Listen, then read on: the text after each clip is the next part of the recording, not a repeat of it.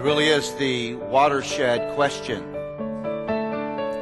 Who is God anyway?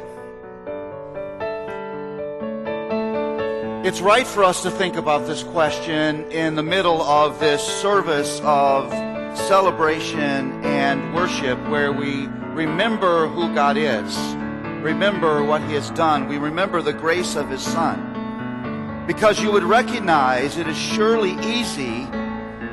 easier to answer that question tonight than it will be maybe on Tuesday afternoon or on Wednesday when you face something unthinkable. How do you answer that question in moments of difficulty? You can turn there to Mark 4, and we find ourselves in one of the most familiar of biblical stories where Jesus calms the storm. And as the storm is getting bigger and the boat is tossing and filling with water, and even the fishermen are thinking we're in big trouble, Jesus is asleep on a pillow in the stern. What an amazing scene. Disciples are dealing with two things. They're first dealing with the terror of the storm and being confronted with their inability. What do you do in this moment? They have no power to change their circumstances whatsoever. None.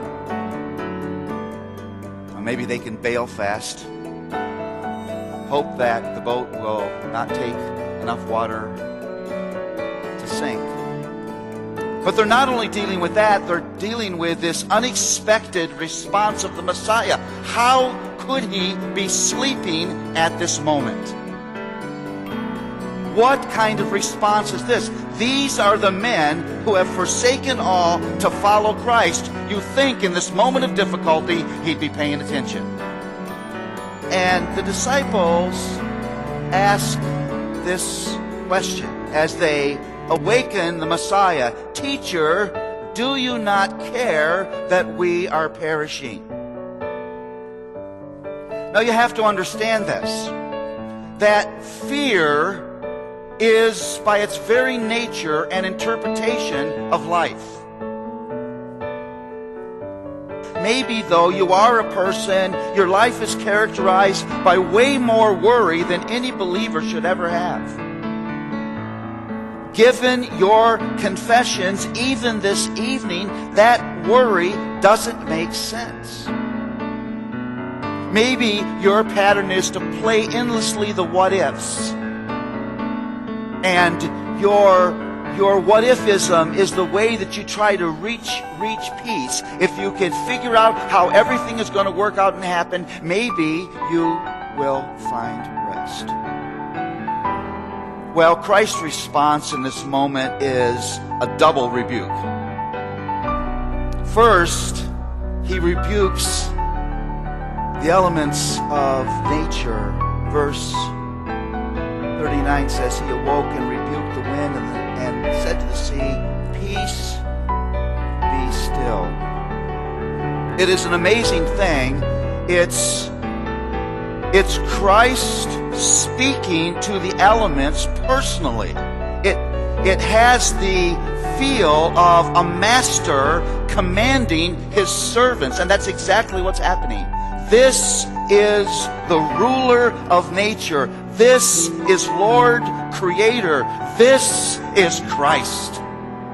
And He literally has the authority to speak to the natural elements, and they have to obey.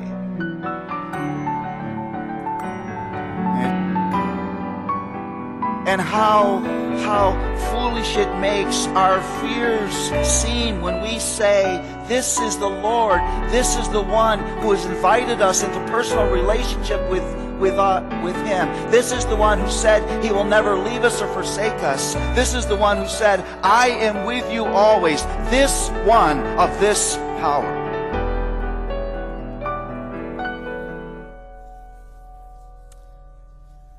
And then Jesus turns to the disciples and He says, Why are you so afraid? Have you still no faith?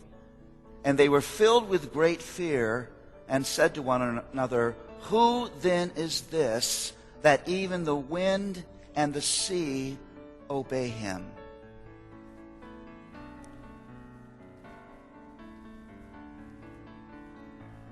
There is really a tendency for us to lead with doubt and accusation before we give ourselves to self-examination.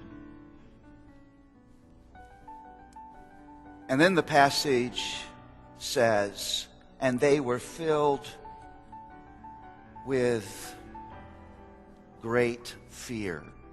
Different word. I don't do this much, but it's the root word for our word for phobia. It is life-shaping alarm. It's awe.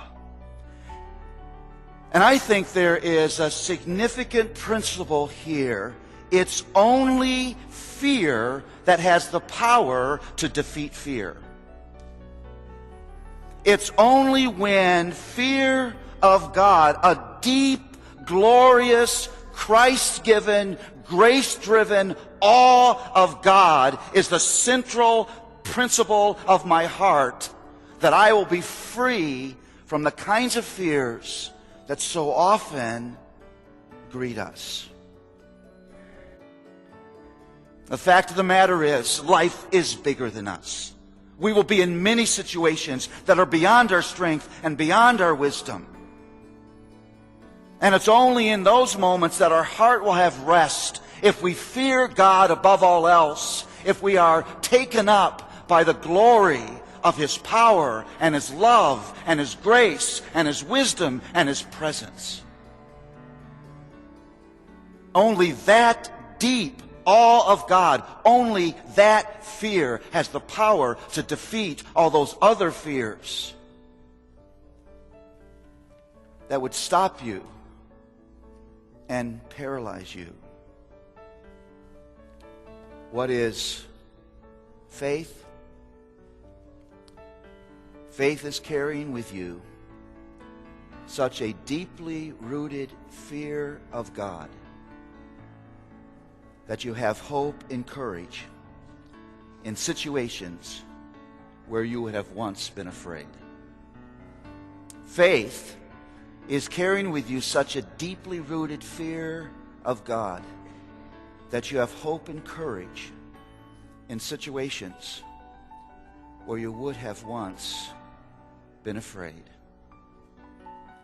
And the disciples say that wonderful rhetorical question, who then is this that even the winds and the waves obey him?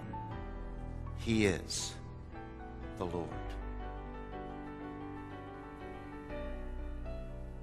Do you rest in Him in your moments of difficulty? Do you believe in His power to defeat what you couldn't defeat? Does fear of Him overwhelm any other fear you would have? Do you run to the Lord for the peace that only He can give?